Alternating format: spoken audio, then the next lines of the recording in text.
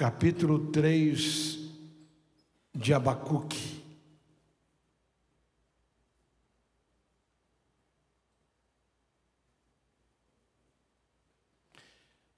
Como eu falei, nós vamos estar falando aqui, já falei um dia, e teremos ainda mais 3 pregações sobre avivamento e reavivamento.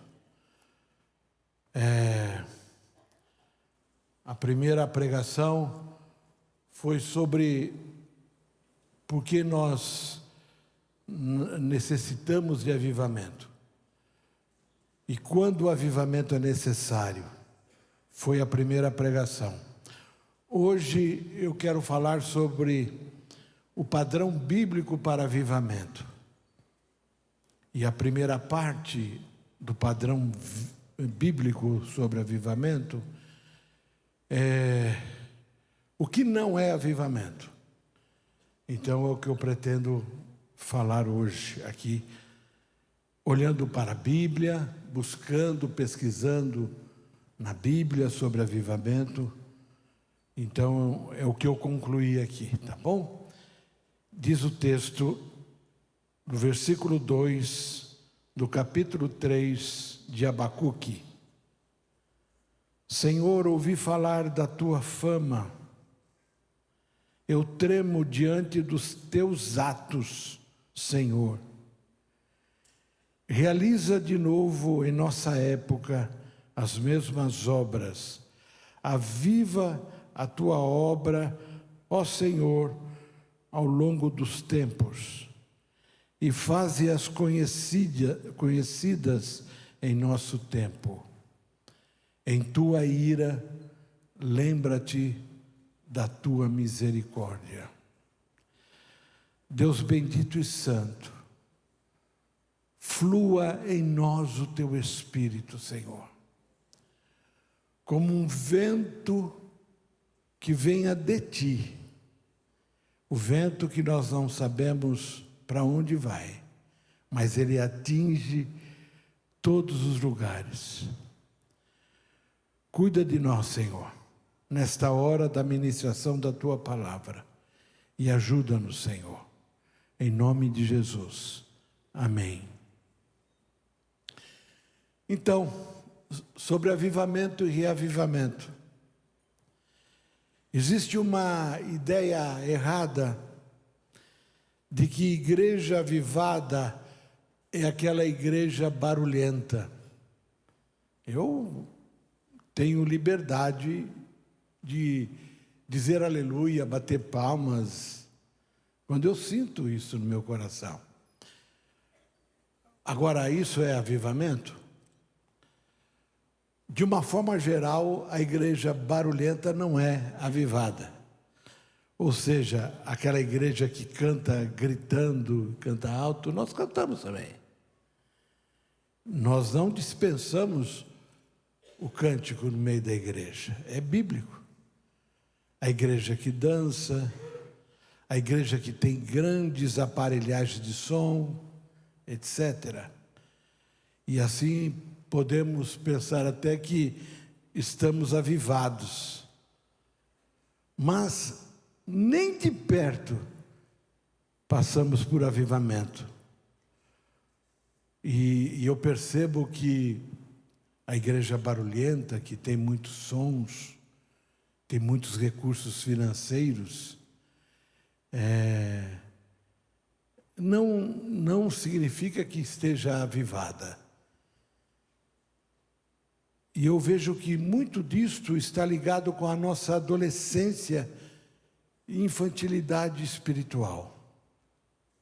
O Evangelho é que nos aviva. A presença do Espírito Santo em nós é que nos aviva. É quando olhamos para as doutrinas de Romanos e de Efésios, que são pregadas aqui, e elas calam o nosso coração, provocam o nosso coração e nos incomodam. Os avivamentos do passado foram marcados pelo grande número de conversões e mudanças na sociedade. Eu vou citar em momento aqui alguns avivamentos que eu vejo na Bíblia e alguns avivamentos que eu vejo na história da igreja. Agora, o que eu posso comparar para a gente entender fielmente o que é um avivamento? Eu comparo como quando um filho, andando com o seu pai de mãos dadas, e o pai, sem nenhuma indicação prévia, abraça, beija o filho e fala que ama o filho. Eu vejo que é assim. Quem é esse pai? É Deus, o Senhor. E quando é que eu preciso caminhar de mãos dadas com o Senhor? E receber o abraço dele de vez em quando, sendo beijado por ele, e ouvir que ele me ama todos os dias da minha vida, de segunda a segunda, semana a semana, mês a mês, ano a ano. Quando Deus faz isso conosco, quando você sente este abraço de Deus, chamamos isto, e eu posso considerar isto como avivamento. E realmente é um avivamento. Quando você vai sentir Deus andando em todos os lugares por onde você andar. O avivamento, ele produz esta relação entre você e Deus, provocando em você a atitude de confessar pecados, de chorar diante dele, porque o avivamento, ele nos esmaga, ele traz assim um momento de tanta singeleza na relação entre você e Deus, que você fica esmagado com aquela santidade que agora há pouquinho nós cantamos aqui. O avivamento, ele custa muito caro. Ele não é uma coisa assim fortuita, passageira. Custa muito caro você buscar o avivamento. Custa muito caro você trilhar o caminho do avivamento e manter o avivamento. E eu vejo que o avivamento é quando Deus abraça a igreja, é quando Deus abraça a sua família, é quando Deus abraça o seu filho e a sua filha.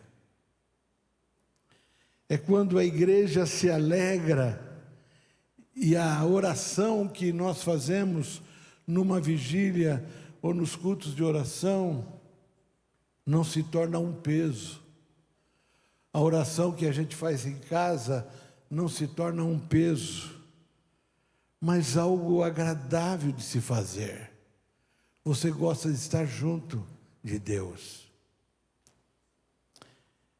É o momento que o povo de Deus, a família de Deus, o filho, a filha de Deus, a igreja do Senhor, se humilha, ora, busca o Senhor, se arrepende dos seus maus caminhos, como diz lá em 2 Crônicas, o segundo livro de Crônicas, capítulo 7, verso 14.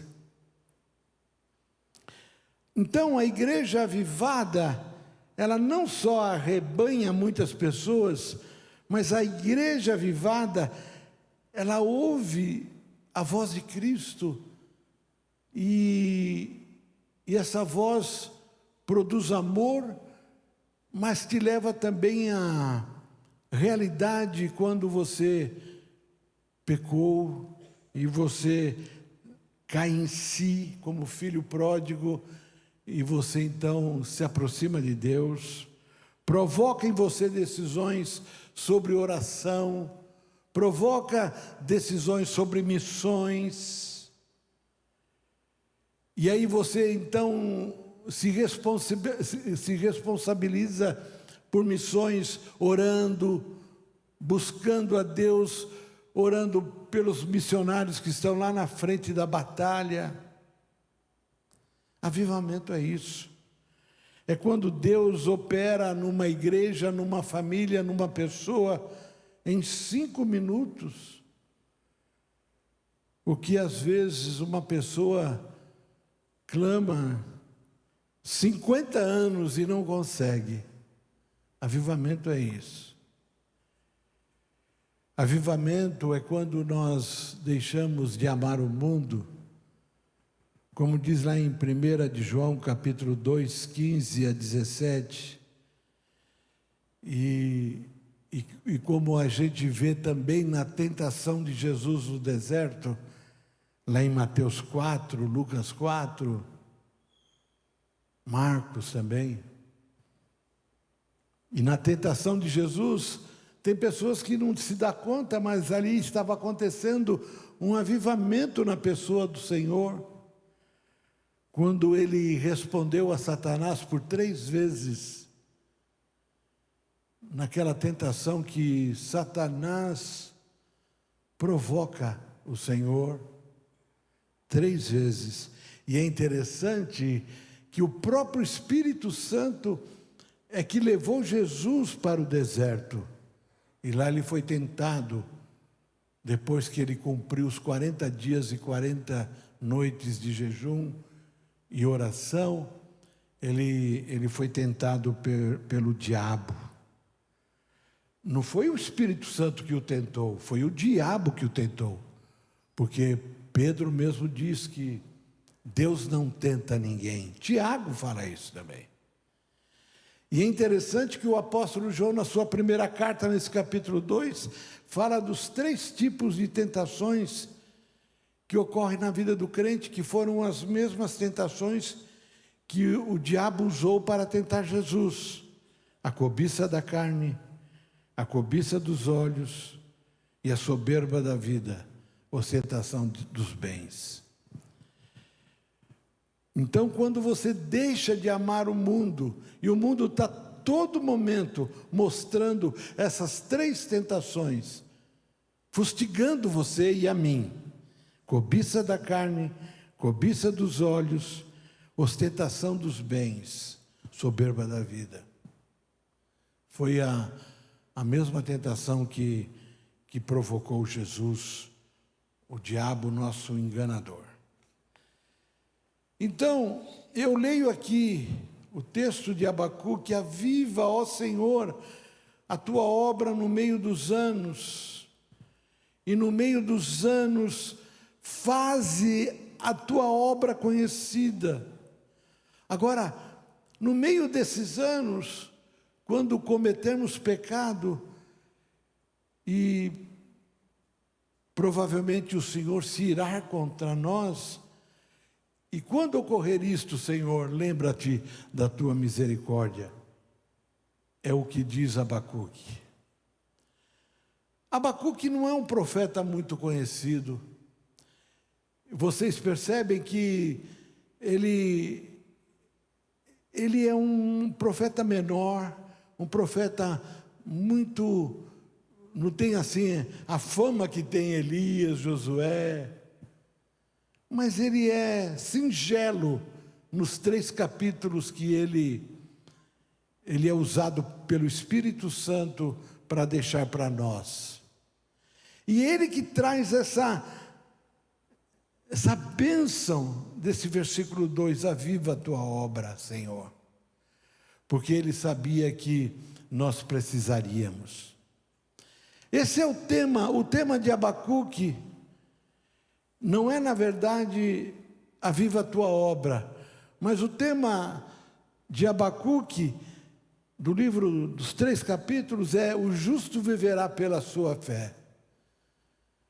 E o justo vivendo pela sua fé é, na verdade, o retrato fiel de um avivamento acontecendo numa pessoa, num justo e numa igreja.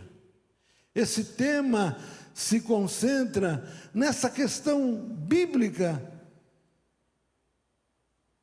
do justo viver pela fé, viver avivado. perto de Deus, andando de mãos dadas com o Senhor, ouvindo de Deus que Ele te ama e Ele te ajudando nessa caminhada. Gozado que quando você folheia o livro de Abacuque, das 2 páginas, você vê o profeta se queixando por 2 vezes com Deus. E ele se queixando por quê? É a mesma pergunta que nós temos todos os dias para Deus. Você também se queixa. Por que o mal, sendo mal, ele sobrepuja aquilo que é bom? E a queixa de Abacuque é sobre a paciência de Deus diante deste mal. Como que um Deus tão justo, tão santo, tão digno, Ele tem tanta paciência diante do mal? Aquilo que você pergunta todos os dias. Como é que nós, crentes, que conhecemos as Escrituras e todos os dias a lemos para que nós possamos nos edificar e nos aprumar, como é que a gente pode suportar isto, coexistir? Como que a santidade de Deus pode coexistir com tanta maldade que a gente vê na terra? E a resposta de Deus para Abacuque e para nós é que isto vai acontecer em todas as eras, em todas as épocas. E um Deus soberano como o nosso, santo como o nosso, mas soberano, Ele tem a incontestável prerrogativa de tratar com os ímpios, os iníquos, do jeito que Ele quer, a seu próprio modo. Mas um dia isto vai se concluir. E hoje, Ele trata com o ímpio. E nós, como diz lá o Salmo 73, que outro dia eu li aqui, nós, como salmista, ficamos assim, boquiabertos, dizendo: como é que um Deus tão santo pode coexistir com uma maldade dessa? Um filho matar uma mãe, genocídio por toda a terra. A Nigéria, por exemplo, passando nesses dias, aqui agora, esta semana, matando tantos cristãos. A Nigéria. Essa semana, teve uma igreja que foi incendiada pelos muçulmanos essa semana. E depois que totalmente incendiada, tinha lá 2 ou 3 paredes erguidas, e os crentes se reuniram no meio daqueles escombros, daquelas paredes queimadas, o teto queimado, se reunindo cantando, louvando ao Senhor. Então Deus tem essa prerrogativa de tratar com os iníquos ao seu modo, como Ele quer, na hora certa, e como Ele julgar certo, neste momento. Agora, enquanto isto, como é que nós vivemos em São Paulo, no meio de tanta crueldade, as pessoas roubando, matando pessoas tão sérias e limpas? É pela fé. O justo viverá pela fé, e de uma maneira avivada. O avivamento, ele pode realmente nos alegrar no momento de culto aqui no domingo, de forma que a gente canta, gritando, aplaudindo e se emociona mesmo. Mas avivamento é para todas as horas, irmãos. E qual é a evidência que eu posso ter de que eu sou uma pessoa avivada? Olhe para Gálatas 5, 22 e 23. Veja se o fruto do Espírito está se mostrando a cada dia em meio a essas tragédias que a gente se depara todos os dias. Aquelas encrencas em casa, aquelas diferenças que às vezes você não concorda em casa e você se exaspera e você responde de uma forma desleal com a sua esposa, o seu filho, o seu neto. Avivamento é para todo tempo, para todos os dias, para todas as horas. Por isso que o amor faz parte de um dos gomos do fruto do Espírito. O fruto do Espírito é um só, com muitos gomos, 8 gomos, 9. E aí você vai produzir esse fruto, vivendo pela fé e sendo um homem avivado, uma mulher avivada. Abacuque era este profeta em meio a tantas tragédias. O Império Babilônico, ele ultrapassou os assírios que tomaram Israel no ano 722 antes de Cristo. Depois eles foram dominados pelos babilônicos, o Império Caldeu.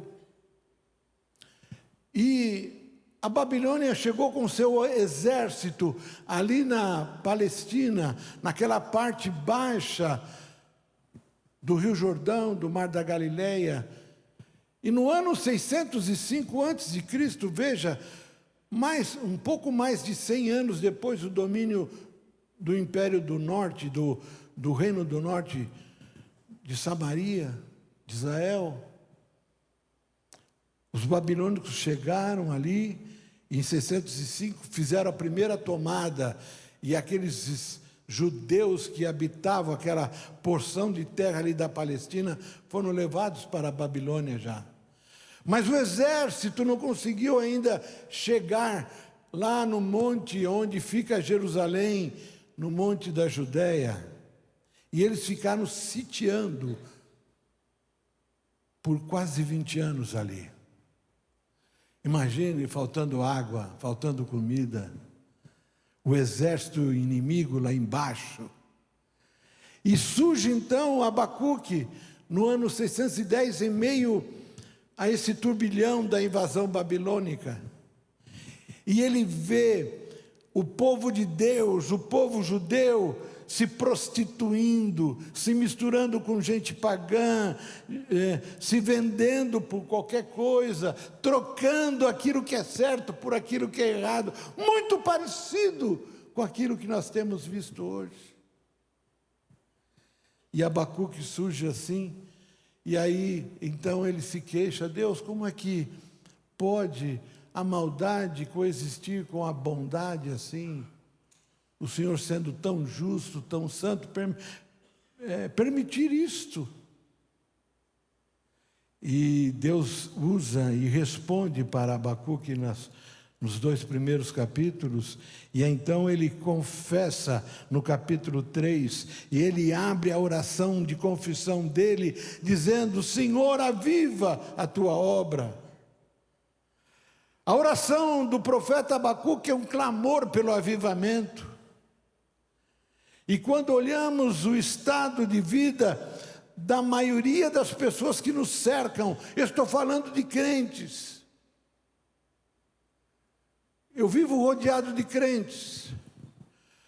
Vivo também com pessoas não crentes. Mas olhando para os crentes, eu percebo o enorme vazio na vida desses que se dizem crentes. Vazio, porque esses crentes querem uma coisa, têm sonhos de outras coisas, mas o modo real como eles vivem não traduzem o que eles sonham, o que eles querem, olhando quando eles olham para a Bíblia, os crentes. O contraste é chocante, e principalmente no campo espiritual, mas eu também falo do campo social, o campo material, familiar, os sonhos de profissão, de estudos. Falta avivamento e você andar de mãos dadas com Deus quando vai decidir sobre uma universidade e qual a faculdade e qual o vestibular que você deve fazer. Falta você andar de mãos dadas com Deus quando você decidir sobre o seu casamento. Falta andar de mãos dadas com Deus quando você está namorando, sendo um crente, uma moça crente, e o namoro é um namoro carnal, mundano. É um contraste chocante.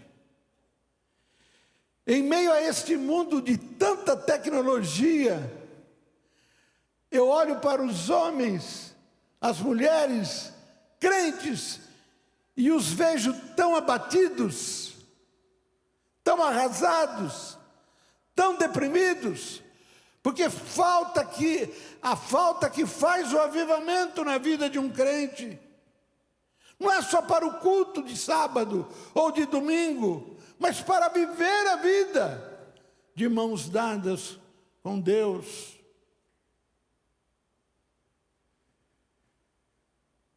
Na igreja nós também nem sempre estamos satisfeitos.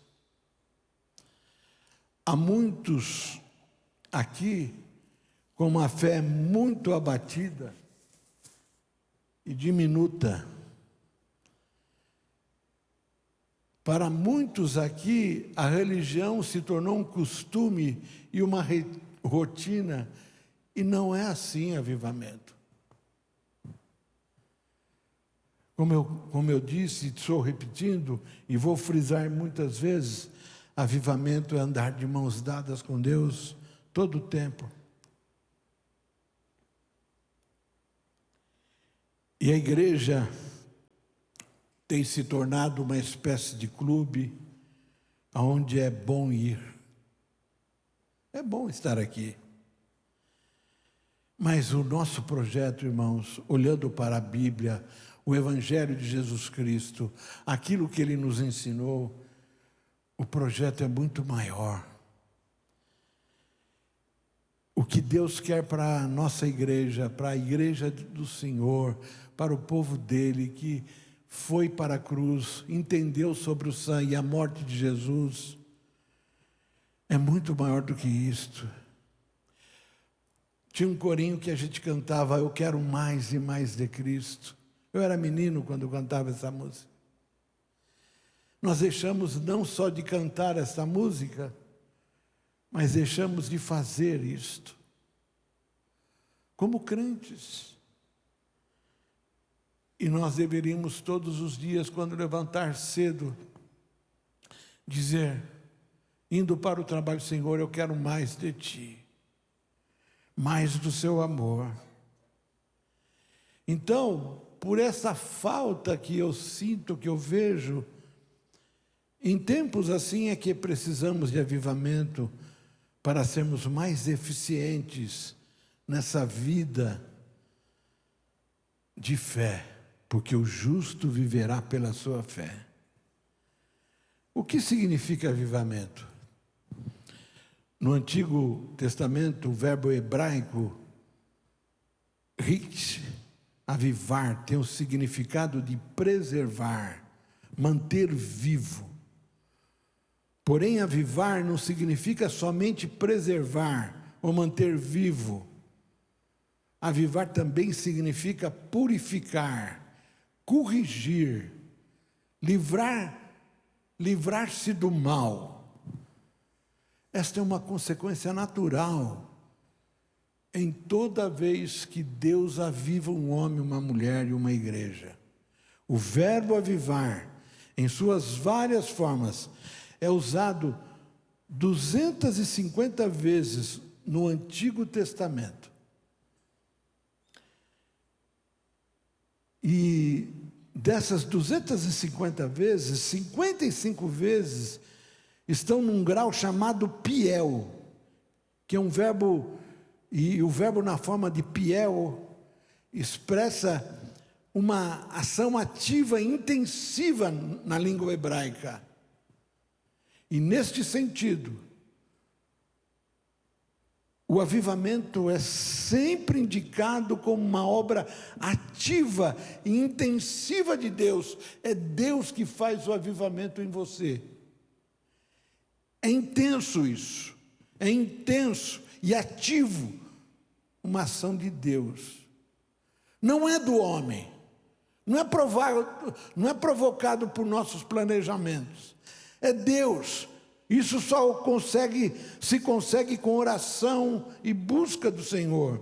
Um estado de necessidade que você tem todo dia de andar de mãos dadas com o Senhor.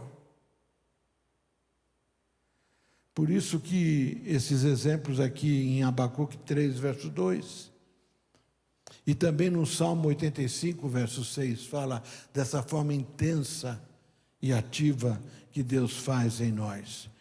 E no Novo Testamento grego, no grego, existe um conjunto de palavras que expressam o conceito de avivamento. É um conjunto: egeiro, anastaso, anazoe, anacaíno. Outras palavras comparam o avivamento ao reacender de uma chama que foi se apagando aos poucos. Anasopireu, como diz lá em 2 Timóteo 1,6. E lá em 2 Timóteo 1,6, o avivamento ali é tratado dessa forma intensa e ativa, no grego, como uma planta que lança novos brotos, e começa a florescer novamente. Anáfalo. E de igual modo, Paulo cita isso em Filipenses 4,10. É uma planta que estava se secando, mas de repente alguma coisa reacendeu, o sol bateu outra vez, e se aqueceu. Ele pegou as proteínas debaixo das suas raízes e lançou novos brotos e floresceu novamente. Agora, olhando para a Bíblia toda, eu vejo que parece que no Antigo Testamento a maior ênfase da busca do avivamento, com relação ao avivamento, do que no Novo Testamento. E uma possível explicação é que o Novo Testamento cobre apenas uma geração de talvez 100 anos, que conta desde o nascimento de Jesus até João no Apocalipse, que estava perto do final do primeiro século. É uma possível explicação. E o Antigo Testamento, ele foi gerado durante 1000 e tantos anos. E a igreja cristã primitiva, no Novo Testamento, ela desfrutou, na maior parte do tempo, de um grau incomum da presença de Deus. Quando Jesus chegava, começou com ele, e onde ele chegava, nos seus ajuntamentos, era uma coisa fora de série.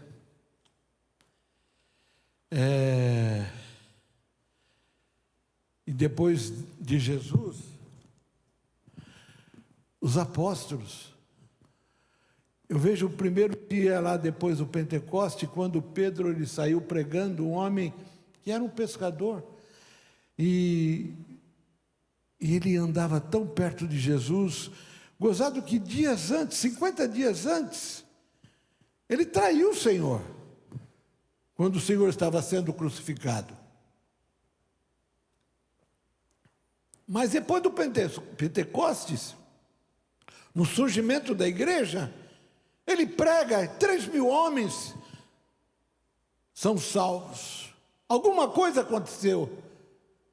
Foi aquela presença magnífica de Deus no coração daquele homem. E olhando para a Bíblia, então, e pensando sobre o padrão bíblico do que é um avivamento, e extraindo daqui, eu preciso falar com vocês inicialmente do que não é o avivamento. Depois eu vou falar o que eu vi na Bíblia. Foram períodos de pesquisas. E por que eu estou falando isso? Porque nós estamos precisando, irmãos.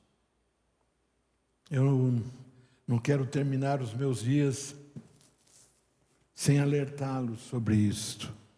Preciso alertá-los. E ainda mais nesse momento que vivemos, que estamos indo daqui um ano, um pouco menos, para um outro lugar. O que não é o avivamento bíblico? É preciso definir isto no meu coração. Em primeiro lugar, não é um programa agendado pela igreja. Avivamento não é ação da igreja, mas de Deus. Como eu falei no início, lá do Novo Testamento, explicando, é uma ação intensa e ativa. Avivamento é uma obra soberana e livre do Espírito Santo. A igreja não promove e nem faz avivamento. A igreja, olha o que eu vou falar, não é agente de avivamento. A igreja recebe. A igreja não agenda e nem programa avivamento. Ele chega. A igreja só pode buscar o avivamento e preparar o caminho de sua chegada. Nada mais além disso. A igreja não produz o vento do Espírito. Ela só pode içar as suas velas do barco em direção a esse vento. Mas o vento quem manda é o Espírito Santo. A soberania de Deus, no entanto, diante disso que estou falando, não anula a nossa responsabilidade, a minha e a sua responsabilidade, a responsabilidade humana. O avivamento jamais virá se a igreja não preparar o caminho do Senhor. O avivamento jamais acontecerá se a igreja não se humilhar. Qual é o caminho? Primeiro, olhando para 2 Crônicas 7,14, se humilhar.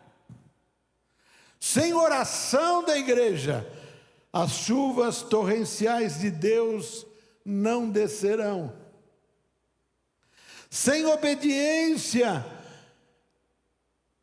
a Deus, jamais haverá derramamento do Espírito.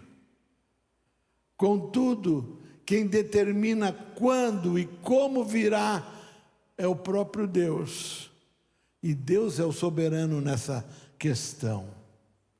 Edwin Orr, uma das maiores autoridades sobre avivamento, disse que viu 2 igrejas nos Estados Unidos convidando pessoas para suas reuniões de avivamentos. Uma delas dizia: reavivamento aqui todas as segundas-feiras à noite.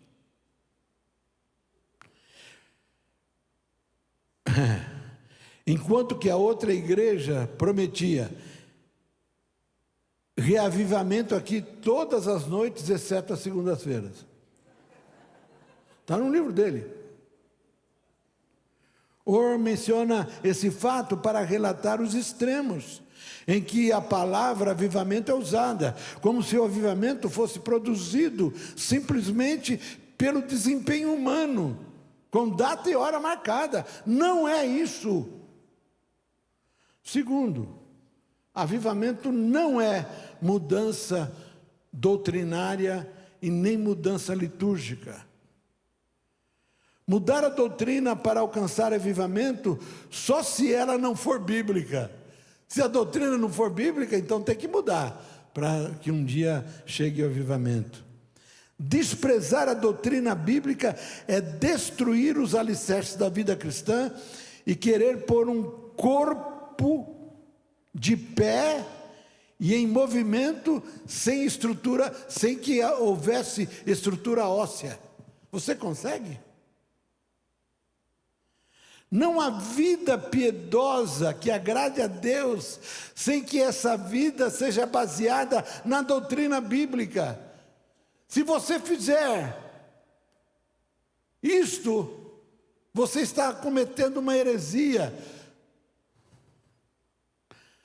Você não terá vida piedosa diante de Deus, nem diante da sociedade, se você não buscar na Bíblia, em Deus, essa piedade. Porque o ser humano não é piedoso. A doutrina bíblica é a base da ética. Sem o zelo da palavra de Deus, dando direção na vida, nós corremos o risco de praticarmos o misticismo e de dar ênfase à experiência subjetiva. Tudo aquilo que eu recebi e que eu vejo que foi da parte de Deus, mas eu recebi particularmente, foi para mim. Não pode ser doutrina. As visitações que eu recebi do Espírito Santo ao longo da vida, desde menininho, eu não posso querer infundir na cabeça de um jovem para que faça a mesma coisa. Não.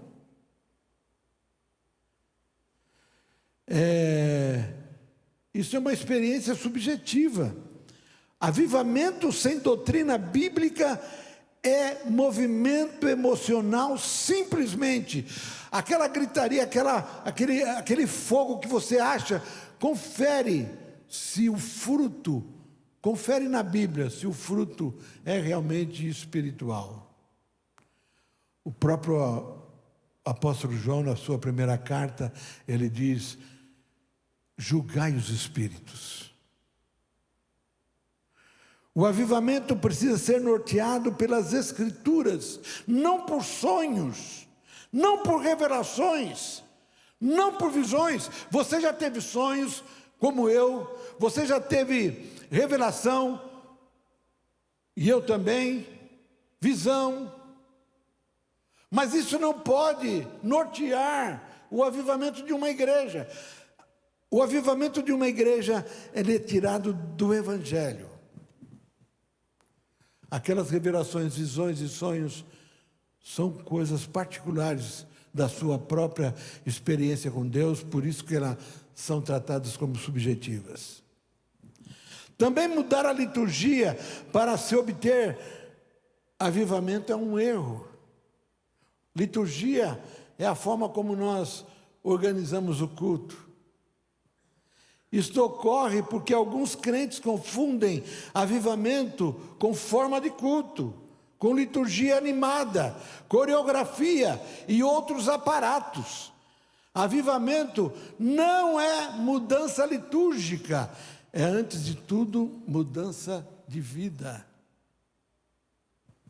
Não é mudança de doutrina bíblica, nem de liturgia, é mudança de vida. Avivamento não é descontrole emocional, histeria carnal, mas avivamento é choro pelo pecado. Como diz lá no Sermão da Montanha, bem-aventurados que choram, porque eles serão consolados. Quanto tempo faz que você não chora por causa do pecado que você tem cometido? Não responda para mim, responda para Deus. Quanto tempo faz que você não chora pelo pecado do seu filho, da sua esposa, do seu neto? Quanto tempo faz que você não chora quando você vê a queda de um pastor?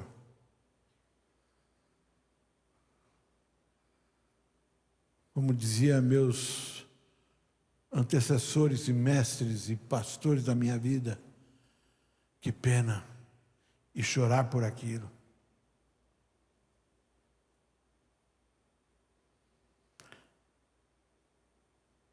Choro pelo pecado. Deus não procura adoração, Ele procura adoradores. E adoradores só surgirão quando você chorar pelo seu pecado e pelo pecado dos outros. E certamente você será consolado quando você confessar esse pecado. Todavia é preciso dizer que, embora o avivamento não seja mudança de liturgia, todo avivamento vai mudar a liturgia. Vocês entenderam a jogada? Eu não mudo a liturgia para ter avivamento, mas o avivamento ele pode mudar a liturgia. O avivamento ele acaba com a liturgia ritual, a liturgia cerimonial, a liturgia formal, a liturgia fria e morta. E põe em seu lugar a liturgia viva, a liturgia alegre, a liturgia ungida, e onde a liberdade do Espírito, sem abandonar a ordem e a decência, o avivamento pode mudar a liturgia. O povo passa a adorar a Deus em espírito e em verdade. Avivamento, pasme agora, eu sei que você pode não concordar, não são manifestações de milagres. Porque até o diabo faz milagres. Muitas pessoas hoje estão limitando o avivamento a milagres, curas, exorcismos, sem observarem a abrangência global da doutrina do Espírito. Olha para 1 Coríntios 12, sobre dons, 12, 13 e 14. Por que eu falo que o 13 também fala sobre dons? Sendo que o amor é fruto do Espírito. Porque eu não posso ter dons do Espírito. É interessante, quando o Espírito Santo inspirou Paulo para escrever essa carta à igreja de Corinto, ele está ensinando sobre os dons, e de repente ele para e coloca a página mais bela sobre o amor.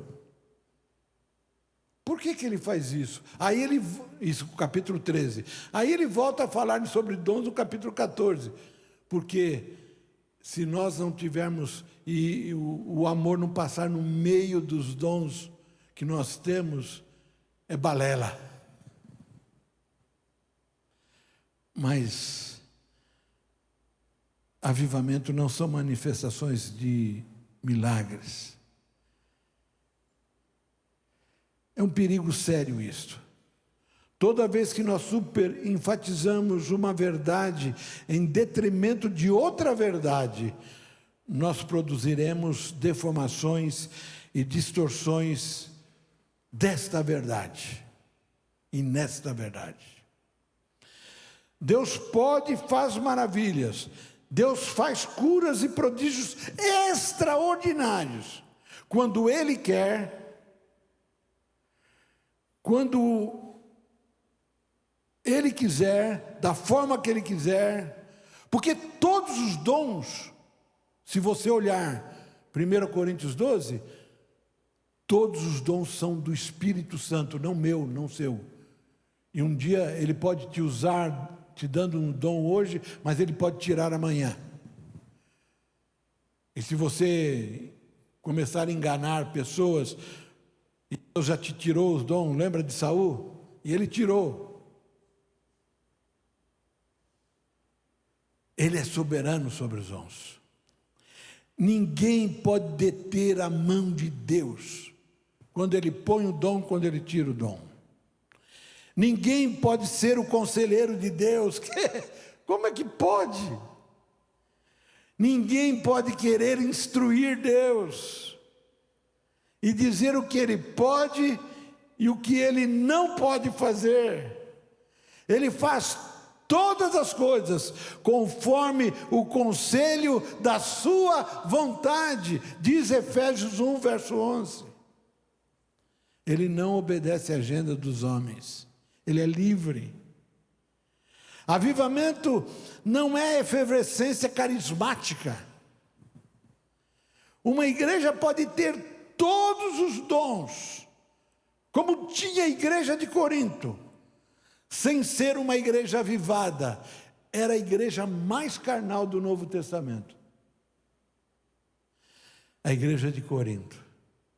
Avivamento não é conhecido pelos dons do Espírito, mas pelo fruto do Espírito. A sociedade, a nossa vizinhança vai conhecer uma igreja avivada, cheia de Deus, quando olhar para você e ver amor, paz, fidelidade, domínio próprio, alegria. É verdade que em épocas de avivamento,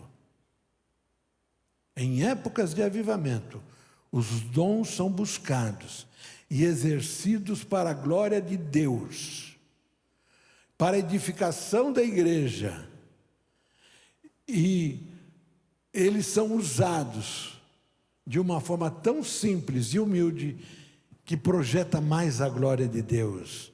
Mas a ênfase sempre será o fruto do Espírito, não os dons. A igreja hoje corre mais atrás de sinais do que atrás de santidade, mais atrás de milagres do que está cheia do Espírito Santo de Deus. Então, não confunda que igreja avivada é uma igreja que tem manifestação de milagre. Um dia uma pessoa falou para mim, há uns quase 30 anos, pastor, eu vou sair daqui porque não tem manifestação demoníaca aqui. Falei, mas eu prefiro a glória de Deus, não é manifestação. Falei para ele, eu prefiro a glória de Deus, eu não quero manifestação demoníaca. E se aparecer, nós vamos expulsar. Nós estamos prontos para expulsar, mas eu prefiro a glória de Deus manifestada no culto. E ele foi embora, graças a Deus. Olha, outra coisa, avivamento não é modismo. Quarto, não é modismo. Outro lado errado é pensar que o avivamento é mais uma onda da igreja. Acham que avivamento é mais um modismo moderno e uma inovação sem nenhum respaldo bíblico. Meu Deus, o que está acontecendo esses dias? Estão rifando até Cadillac, viagem de cruzeiro. Pessoas que pensam assim não estudam a Bíblia e nem a história da igreja. Os momentos mais relevantes da igreja aconteceram em épocas de avivamento, mas quais eram essas épocas? De perseguição, de sofrimento e de confissão de pecado. Desde o Antigo Testamento, esta é uma verdade incontestável. Sempre aparecerão modismos. Apareceu isto no Velho Testamento, tempo de Juízes. Agora, grandes avivamentos da Bíblia aconteceram porque Deus quis. E a gente vê isso em Ezequias, no reinado de Ezequias, no reinado de Josias, no tempo de Neemias. Aquilo que aconteceu com Neemias quando ele ergueu os muros de Jerusalém foi avivamento. De um lado eles tinham a pá de pedreiro, a colher de pedreiro, de outro lado tinham a espada e o escudo para lutar. E no Novo Testamento, grandes avivamentos em Jerusalém, em Samaria, Antioquia da Síria e em Éfeso. Avivamento não é uma onda. Eu quero encerrar por aqui. Eu frisei aquilo que não é, esses pontos, teriam outros mais. Mas eu quero parar por aqui, porque eu sei que o Espírito Santo vai esclarecer para vocês, de forma que vocês vão olhar com cuidado as doutrinas bíblicas e poder comparar com aquilo que você está vendo aí fora. E também vai nos preparar para que nós busquemos o avivamento de uma forma correta, porque nós precisamos buscar, nós, Igreja Bíblica Evangélica da Comunhão. Individualmente, como pessoas, familiarmente, eu quero ver meus netos cheios do Espírito Santo. Eu mesmo quero estar cheio do Espírito Santo, e cheio do Espírito Santo não é gritar, não é pular aqui, rolar, não é pegar um vidro de óleo, jogar essa cabeça e sair rodopiando. Não é isso. E eu termino dizendo o seguinte: avivamento é andar de mãos dadas com Deus e ouvir da boca dele que te ama e sentir o abraço dele nos momentos certos e de vez em quando a disciplina que é necessária que aconteça em nossas vidas. Mas andar sempre de mãos dadas. Não significa que nós não vamos pecar. Se eu disser que crente não peca, como aconteceu em 1960, 65, com uma doutrina sobre a impecabilidade do crente, que varreu aqui do Paraná, saindo lá da Argentina, do Paraná, e chegou até aqui em São Paulo. Não, começou antes. Começou antes. E então, não, nós vamos pecar. Mas o Senhor vai, mãos dadas com Ele, Ele vai apertar, filho, olha, pior quando você peca e você não sente a mão de Deus apertando a sua mão naquela hora, e no seu coração o tino, a essência do Espírito Santo apontando: não faça isso, filho, não faça isso. Confesse, se arrependa, não faça mais. Quando um crente deixa de ouvir essa sensibilidade do Espírito Santo, quando você errar e pecar, e que o Espírito Santo não te incomoda mais, a coisa está grave. Nós vamos errar, nós vamos pecar, mas Deus é fiel e justo para nos limpar. Eu continuo agora, eu vou falar o que é o avivamento bíblico. Tá bom? Na próxima vez. E eu quero falar também na última vez, não é a última. Fé e avivamento bíblico na nova ordem mundial. Eu tive pesquisando sobre isso. Eu vou abrir meu coração. E depois, como é que eu posso me avivar? Quebrantando-se. Quebrantamento. Eu vou falar nisso. Pai bendito e santo, eu quero te agradecer, Senhor, porque este moço, este profeta que foi usado por ti, num período de 20 anos, mais ou menos, mas ele foi 20, 25 anos, ele foi tão inspirado, tão inspirador, que a sua profecia foi colocada no cânon.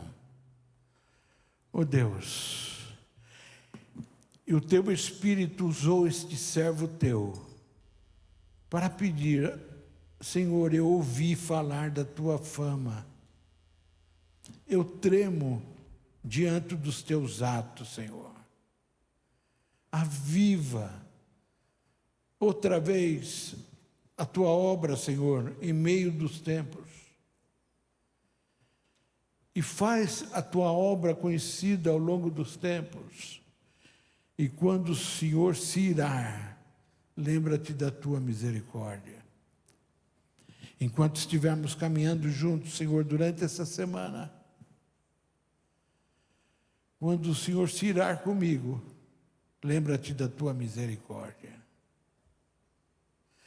Quando o Senhor se irar com esta igreja, os homens desta igreja, as mulheres, lembra-te da tua misericórdia.